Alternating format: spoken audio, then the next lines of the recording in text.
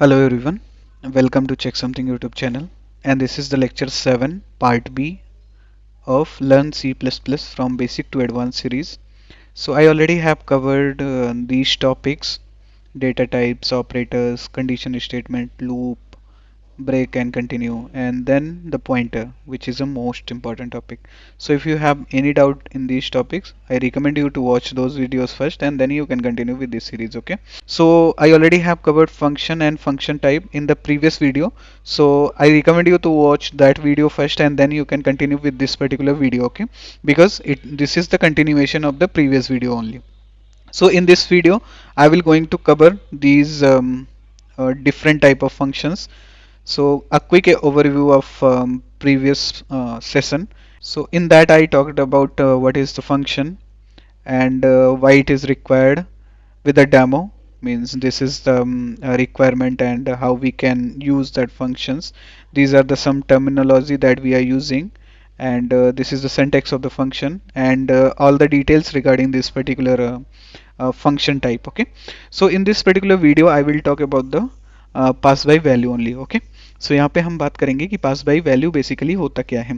So pass by value क्या होता है कि जब आर्ग्यूमेंट आर्ग्यूमेंट बेसिकली ये होते हैं जो हम फंक्शन में पास करते हैं. Okay, means whatever value we are passing that is called argument. ठीक है, सो यहाँ पे क्या है कि फंक्शन आर्ग्यूमेंट में हम पास बाई वैल्यू करते हैं. Okay, so pass by value क्या होता है कि जब भी हम किसी भी फंक्शन में कोई भी वैल्यू पास करते हैं तो उसके तीन मेथड्स होते हैं पास करने के.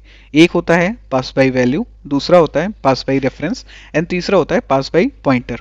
ठीक है, सो इस वीडियो में हम पास बाई वैल्यू की बात करेंगे जो सबसे बेसिक होता है एंड मोस्ट इंपॉर्टेंट होता है. एंड इसमें बहुत सारे लोगों को कन्फ्यूज़न भी होती है कि वैल्यू पास हो रही है तो जो वैल्यूज़ हमारे फंक्शंस में जाएंगे और वहाँ पे थोड़े मोड़े ऑपरेशन जो हुए हैं तो उसके बाद क्या वो वैल्यू मेन फंक्शन में चेंजेस आएगा कि नहीं आएगा. ढेर सारे इंटरव्यूज़ में भी ये ट्रिकी क्वेश्चन के रूप में आस्क किया जाता है. सो क्या होता है कि पास बाय वैल्यू में हमेशा जब हम अपने मेन फंक्शन से फंक्शन कॉल करते हैं एंड वहाँ पे कोई भी आर्गुमेंट पास करते हैं देन क्या होता है कि उस पर्टिकुलर फंक्शन के उस पर्टिकुलर वेरिएबल की एक कॉपी क्रिएट होती है जो पास होती है फंक्शन को. ठीक है, अभी फंक्शन में कोई भी चेंजेस होगा वो सिर्फ फंक्शन के लिए होगा, सिर्फ टेम्परेरी होगा जो उस पर्टिकुलर फंक्शन में रिफ्लेक्ट होगा, बट हमारे मेन में वो चेंजेस नहीं दिखाई देंगे. ठीक है, इसको एक डेमो के थ्रू हम समझते हैं कि हमने क्या बोला पिछले स्लाइड में. सो बेसिकली क्या होता है कि जैसे हम एक प्रोग्राम लिखते हैं जिसमें हम एक मेन फंक्शन होता है, बेसिकली मेन ही होता है हमारा जहाँ से प्रोग्राम का एंट्री होता है. सो यहाँ पे हुआ देन क्या हुआ कि हमारा एक नंबर डिसाइड हुआ. ठीक है, एक नंबर हमने डिक्लेयर किया. सो मेमोरी में क्या हुआ कि उसने एक नंबर बना दिया और एक मेमोरी का ब्लॉक बनाया जिसके अंदर हमने 10 डिक्लेयर किया था. देन ये 10 हमारा उस मेमोरी के ब्लॉक में 10 लिख उठा. ठीक है, because we are writing 10 here. Okay, here you can see we are writing 10 here. Okay, so क्या हुआ मेमोरी में हमारा 10 लिख उठा. So number means this 10. Okay, so now what will happen कि हमारा एक फंक्शन कॉल हुआ. फंक्शन कॉल हुआ तो ये जाता है हमारे फंक्शंस में एंड वंस ये फंक्शन में गया देन हमने यहाँ से जो नंबर ये सप्लाई किया था that will come to here and it will create a new copy. Okay, new copy का मतलब ये एक नया ब्लॉक बना मेमोरी में जिसका नाम नंबर है और उसमें भी वैल्यू 10 ही आ गई क्योंकि we are passing 10 from here. ठीक है, this number name can be, this variable name can be anything. It can be the same as this number, it can be num, anything you want to write. Okay, so ये हो सकता है. Then अभी क्या होगा कि current value of the number in the function, अभी क्या आएगा यहाँ पे नंबर की वैल्यू क्या आएगी बिकॉज वी हैव 10. सो यहाँ पे 10 आएगा. ठीक है, जब नंबर प्लस प्लस हुआ तो बेसिकली यहाँ पे चेंज होगा.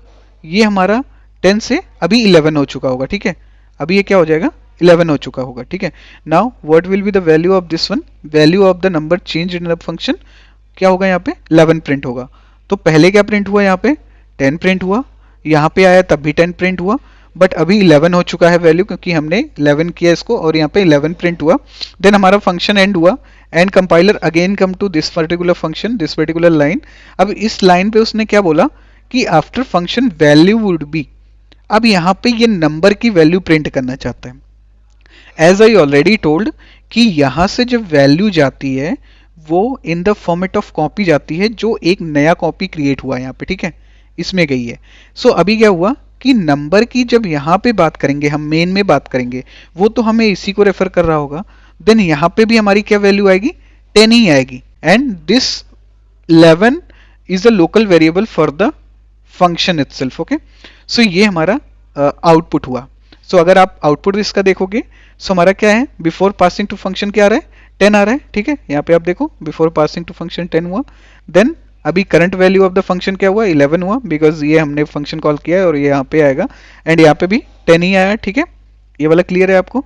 देन अभी क्योंकि हमने इंक्रीमेंट किया इसकी वैल्यू को और ये इंक्रीमेंट होके 11 हो गया, सो यहाँ पे आप देखो यहाँ पे 11 हो चुका है। ये थर्ड लाइन में जब प्रिंट हुआ, यहाँ पे जाके लाइन नंबर 7 पे जब ये प्रिंट होता है तो यहाँ पे 11 हो जाता है।